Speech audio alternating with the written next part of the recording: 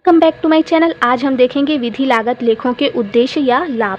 इससे पहले हमने देखा कि विधि लागत लेखे होते क्या हैं, उसकी विशेषताओं और उसके लक्षण को जाना। आज हम उसके उद्देश्य और लाभ को जानेंगे। तो हमको पता है कि प्रक्रिया लागत विधि है क्या। तो जब किसी वस्तु का हम उत्पादन करते हैं तो वो एक निर्माणी वस्तु बनने तक, अर्थात अंतिम अवस्था तक, है ना, जब तक वो बन नहीं जाती, अपनी अंतिम अवस्था में नहीं आ जाती, तब तक उसको हर एक प्रक्रिया अलग अलग प्रक्रियाओं से होकर गुजरना पड़ता है। ठीक है, कई प्रक्रियाओं से होकर गुजरती है तब एक वस्तु निर्मित होती है। तो हर एक प्रोसेस में, हर एक प्रक्रिया में कितनी लागत होगी उसको ज्ञात करने के लिए हम जिस विधि का प्रयोग करते हैं वो है हमारी प्रक्रिया लागत विधि।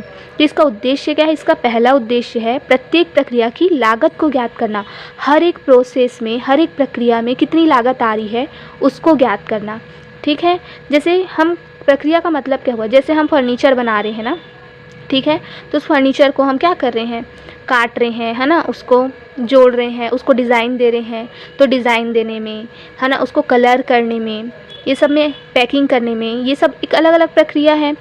तो इनमें लागत कितनी आई है उसको ज्ञात करने के लिए हम जिस विधि का प्रयोग करेंगे वो होगी प्रक्रिया लागत विधि। ठीक है, देखो दूसरा है हमारा प्रत्येक प्रक्रिया के अंतर्गत क्षय को ज्ञात करना, अर्थात वस्तु कितनी कम हो रही है ना, कितना हमको नुकसान हो रहा है ये ज्ञात करना।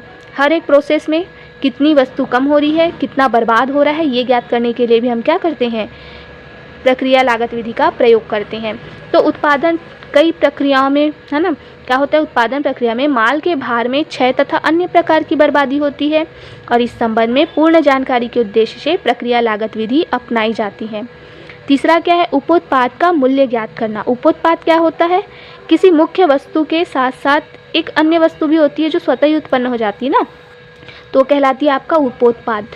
तो वस्तुओं के निर्माण में कुछ वस्तुएं ऐसी भी होती हैं जिनमें मुख्य उत्पादनों के साथ साथ कुछ सहायक वस्तुओं का उत्पादन स्वतः ही या स्वयं ही होता रहता है।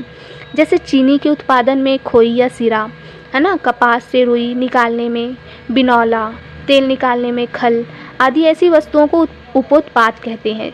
इंग्लिश में इसको बाई प्रोडक्ट भी कहा जाता है, जिसका मूल्यांकन अर्थात उसका मूल्य कितना होगा वो भी इस विधि के द्वारा ही ज्ञात किया जाता है। चौथा क्या है, प्रत्येक प्रक्रिया पे होने वाले लाभ हानि को ज्ञात करना। हर एक प्रोसेस में कितना हमको प्रॉफिट हो रहा है, कितना नुकसान हो रहा है, ताकि हम क्या कर सकें, एक तो कीमत नियंत्रण के लिए भी ये सहायक होता है ना।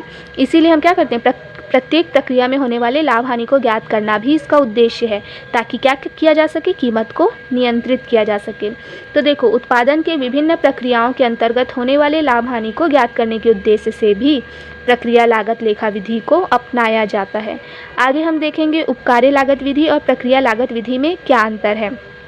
तो चैनल पे बने रहने के लिए चैनल को सब्सक्राइब कर लीजिएगा। वीडियो पसंद आए हो तो लाइक ज़रूर करना, शेयर भी करते चलना। ठीक है।